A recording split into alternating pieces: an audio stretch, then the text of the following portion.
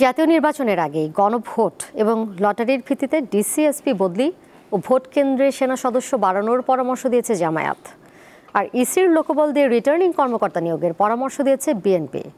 এছাড়া জোটবদ্ধ নির্বাচনেও নিজ দলের প্রতীকে ভোট করার পক্ষে মত দিয়েছে এনসিপি। বুধবার নির্বাচন কমিশনের সংলাপে এসব কথা জানান রাজনীতিবিদরা। ত্রয়োদশ জাতীয় সংসদ নির্বাচন সামনে রেখে রাজনৈতিক দলগুলোর সাথে ধারাবাহিক সংলাপ করছে নির্বাচন কমিশন। বুধবার রাজধানীর আগারগাঁওয়ে নির্বাচন ভবনে অনুষ্ঠিত সংলাপে অংশ নিয়ে ইসির আচরণবিধি নিয়ে প্রশ্ন তোলেন জামায়াত নেতারা। ভোটে সিসি ক্যামেরা নিশ্চিত করা, লটারির মাধ্যমে ডিসি-এসপি বদলি এবং গণভোটের বিষয়ে ইসির অবস্থান পরিষ্কার করার দাবি দলটির। গণভোটের ব্যাপারে প্রবাসীদের ভোটের তাদের তো ব্যালট আলাদা, সিস্টেম আলাদা, একই সিস্টেমে কিভাবে তারা ঢুকবে। তারপর হচ্ছে যে জুলাই সনদের যে সাবজেক্টগুলো ন্যাশনাল কনসেনসাস কমিশনে একমত হয়ে যেটা ভোটে যাচ্ছে, এটাকে তো জাতিকে জানানোর জন্য পাবলিক করতে হবে। ভোট কেন্দ্রে সিসি ক্যামেরা স্থাপন, নির্বাচনী প্রচারণা ভ্যাটমুক্ত রাখা, দেশের ভেতরে নির্বাচনী কাজে যুক্ত বেসরকারি চাকরিজীবীদের জন্য পোস্টাল ব্যালটে ভোট নেওয়ার পরামর্শ উঠে আসে সংলাপে। জাতীয়তাবাদী দল বিএনপির বর্তমান প্রধান হচ্ছেন ম্যাডাম বেগম খালেদা জিয়া।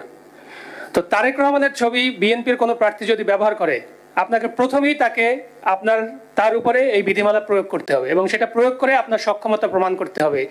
ব্যাপক ভিত্তিক ছাপা কন্ট্রোল না করতে পারেন, নির্দিষ্ট প্রতি জায়গাতে নির্বাচন কমিশন পোস্টার লাগানোর স্থান তৈরি করবে, সেখানে দল প্রতি কয়টা পোস্টার বরাদ্দ থাকবে সেভাবে পোস্টার থাকবে প্রত্যেক দলের পোস্টার, যাতে করে মানুষজন আসা যাওয়ার পথের মধ্যে দেখতে পায়। নির্বাচন কমিশন তারা মেরুদণ্ড সোজা রেখে আসলে কাজ করতে পারছে না। বিশেষ করে একটি দলের নিবন্ধনকে কেন্দ্র করে আমরা দেখেছি 6 মাস ধরে নানান ধরনের গোলযোগ।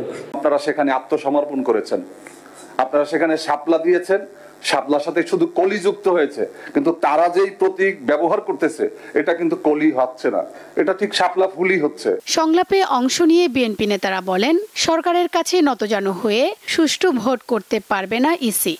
এই নির্বাচনে আপনারা এই সিদ্ধান্তটা নেন যে কোনো রিটার্নিং অফিসার, কোনো অ্যাসিস্ট্যান্ট রিটার্নিং অফিসার আপনাদের নির্বাচন কমিশনের বাইরে হবে না। দেখবেন যে দেশ একটা গুণগত পরিবর্তন আমাদের নির্বাচনে আসবে, আমি এটা বিশ্বাস করি। আচরণবিধি মেনে চলার উপর জোর দিয়ে সিসি বলেন, গ্রহণযোগ্য নির্বাচনের জন্য শুধু ইসি নয়, রাজনৈতিক দলগুলোর সহযোগিতা প্রয়োজন। আমাদের আইন শৃঙ্খলা বাহিনীর চাইতেও বড় ফ্যাক্টর হচ্ছে, বড় ভূমিকা হচ্ছে রাজনৈতিক দল এবং ক্যান্ডিডেটদের এই আচরণবিধি পরিপালনের ক্ষেত্রে।